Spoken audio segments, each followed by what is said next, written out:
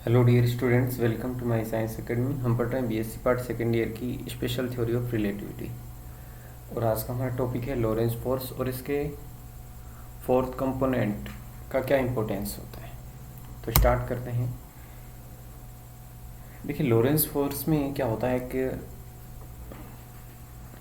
जो मोमेंटम होता है उसका फोर्थ कंपोनेंट होता है, जिसका उपयोग हम जो एनर्जी और मोमेंटम है उसको डिसाइड करने के लिए करते हैं। तो ये जो मोमेंटम होता है ये 3 वेक्टर का कॉन्जुगेट होता है, इसलिए हमें इसका फोर्थ कंपोनेंट की आवश्यकता होती है। तो जो फोर्थ कंपोनेंट का इसमें क्या इंपॉर्टेंस है वो हम देखेंगे।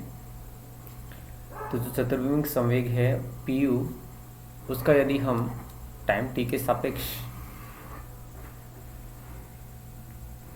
जो परिवर्तन की दर है तो उसे हम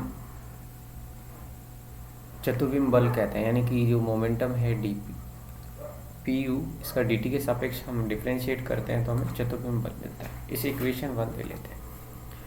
अब जो गामा यू है वो होता है 1/√1 माइनस यू स्क्वायर अपॉन में सी स्क्वायर।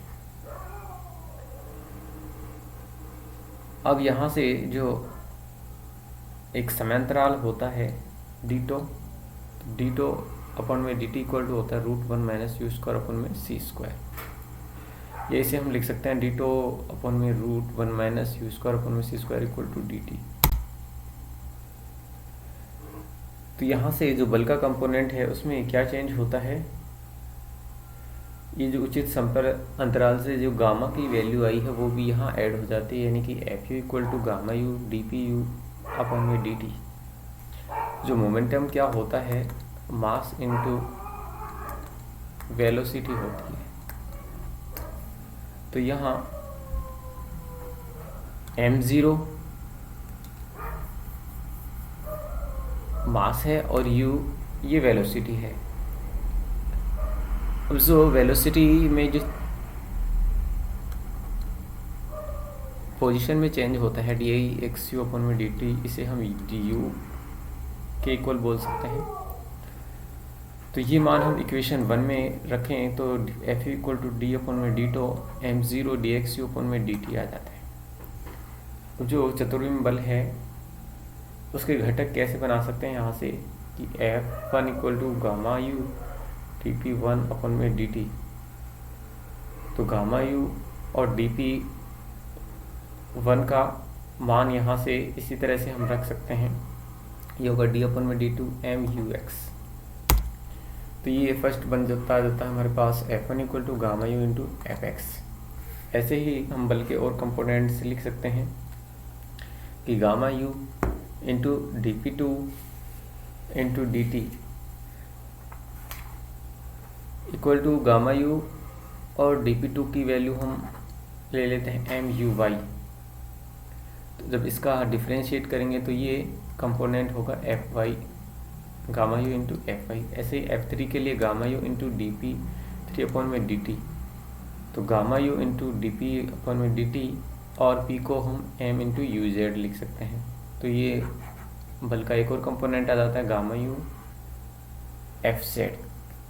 एफ और gamma you into D P 4 upon में डी टी इंटू यहाँ एक एक्स्ट्रा कंपोनेंट आता है I iota into gamma 4 D upon में डी टी, और जो वेग है मास इंटू सी, जो कि आइंस्टीन के जो ऊर्जा समीकरण होती है उसमें E equal to m c square आता है, यानी कि सी लाइट की वेलोसिटी होती है। तो वहीं हम ये बना रहे हैं तो इसमें क्या करें, अंश और हर में सी से गुणा कर देते हैं। तो ये एम सी स्क्वायर और अपॉन में सी। तो ये जो एम सी स्क्वायर है इसको हम E से व्यक्त कर देते हैं, चूँकि E equal to m c square Einstein के रिलेटिविटी कॉन्सेप्ट से, और डी अपॉन में डी टी हो जाएगा ये। और जो चतुर्विम बल है उसके जो चारों घटक हैं उनको हम लिख सकते हैं F equal to F1 F2 F3 F4। F1 के लिए आया था gamma U F x, F2 के लिए gamma you f Y, F3 के लिए गामा यू एफ जेड और F4 के लिए आयोटा गामा यू अपन में सी इंटू डी अपन में डी टी। अब जो लोरेंज बल है एक चतुर्विमीय बल का उदाहरण है इसमें, यानी 4 कंपोनेंट आ रहे हैं हमारे पास। तो लोरेंज बल क्या होता है कि जब कोई आवेश, जैसे यहाँ कोई आवेश गतिमान है, ये जैसे विद्युत क्षेत्र या जैसे चुंबकीय क्षेत्र है, तो उसमें गतिमान होता है तो उस पर जो कार्यरत बल होता है वो लोरेंज बल कहलाता है, जिसे हम डिनोट करते हैं f vector equal to q e vector plus you vector into B vector, जहाँ ई वेक्टर हमारा विद्युत क्षेत्र है, यू वेक्टर गतिमान जो आवेश है उसका वेग है, और बी वेक्टर चुंबकीय क्षेत्र है, मैग्नेटिक फील्ड।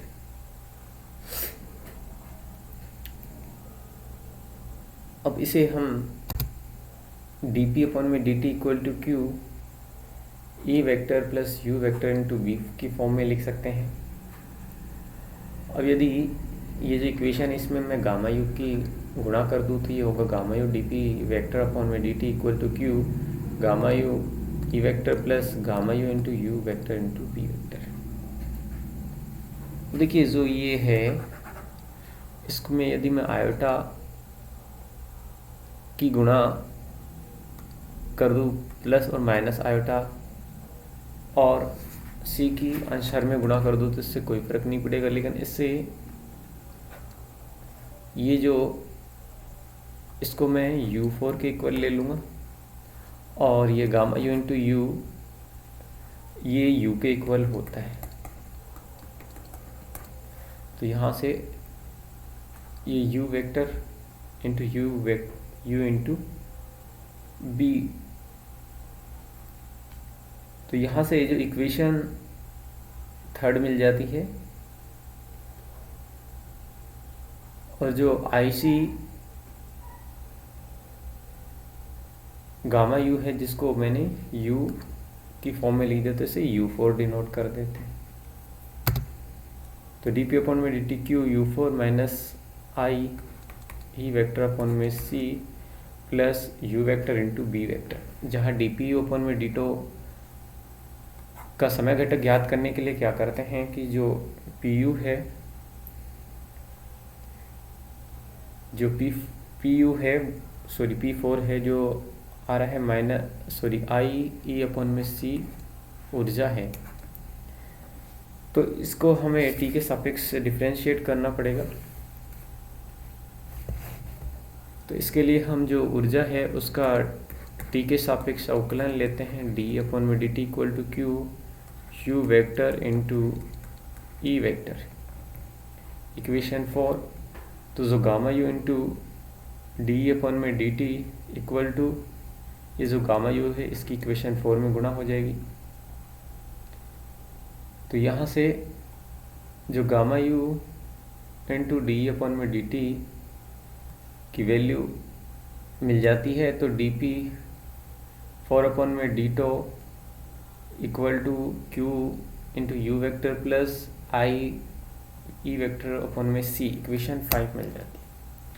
अब जो लोरेंज समीकरण है उसे समीकरण टी के प्रतिश रूप में प्राप्त करने के लिए हम क्या करते हैं, इक्वेशन 3rd और 5th को घटकों के रूप में लिखते हैं।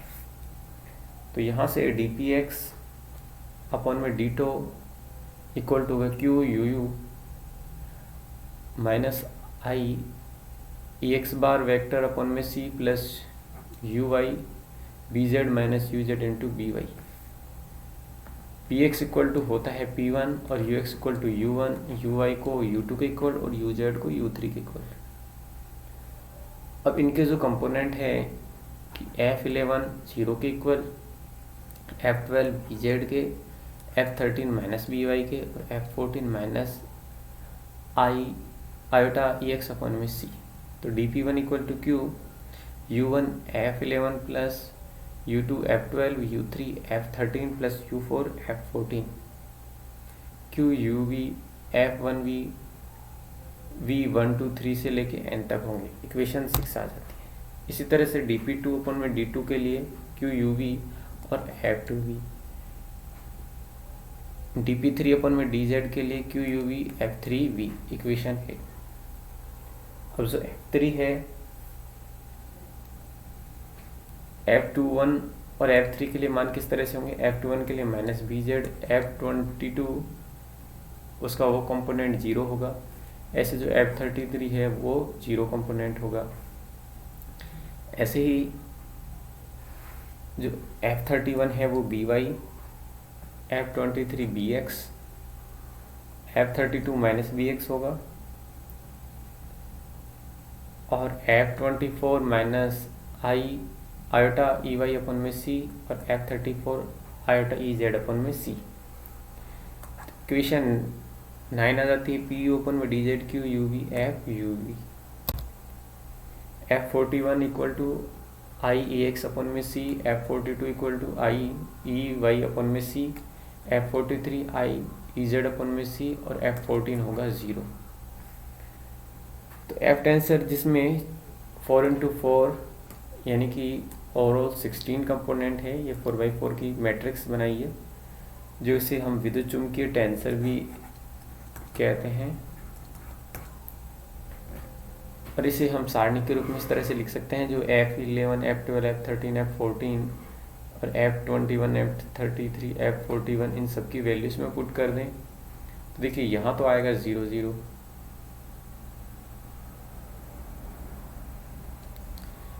इसके अलावा जो ये कंपोनेंट आ रहे हैं ये आएंगे एक दूसरे के विपरीत, जैसे बीजेड धनात्मक है या ऋणात्मक है। ऐसे ही ये जो कंपोनेंट है ये नेगेटिव ये पॉजिटिव, ऐसे ही ये पॉजिटिव और ये नेगेटिव, इसी तरह से ये पॉजिटिव है और ये नेगेटिव है, इधर ये पॉजिटिव है और ये इधर नेगेटिव है। तो इस तरह से ये कंपोनेंट्स इसमें आते हैं। तो इक्वेशन 10 आ जाती है। अब जो हम इक्वेशन 6 7 8 9 है इसको हम कमांड फॉर्म में लिख सकते हैं, F equal to D P upon में D tau equal to Q U we F U V, equation 11।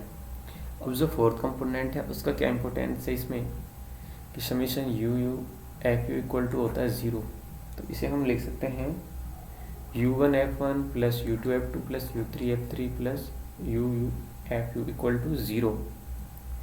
यानी कि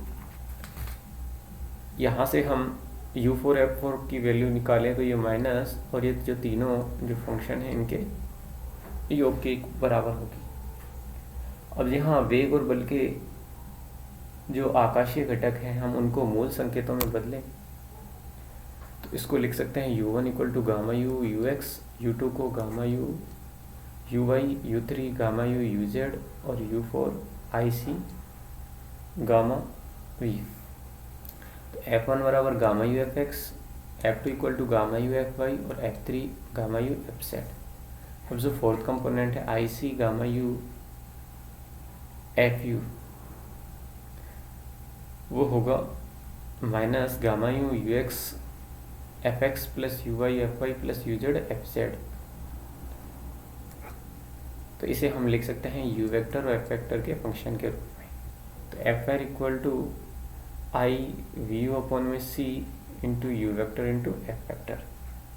तो जो चतुर्विमीय बल के घटकों को हम निम्न रूप में लिख सकते हैं, F equal to gamma U F X, gamma you F Y, gamma you F Z और आई वी यू अपॉन में C U vector into F vector. Thanks for watching the video.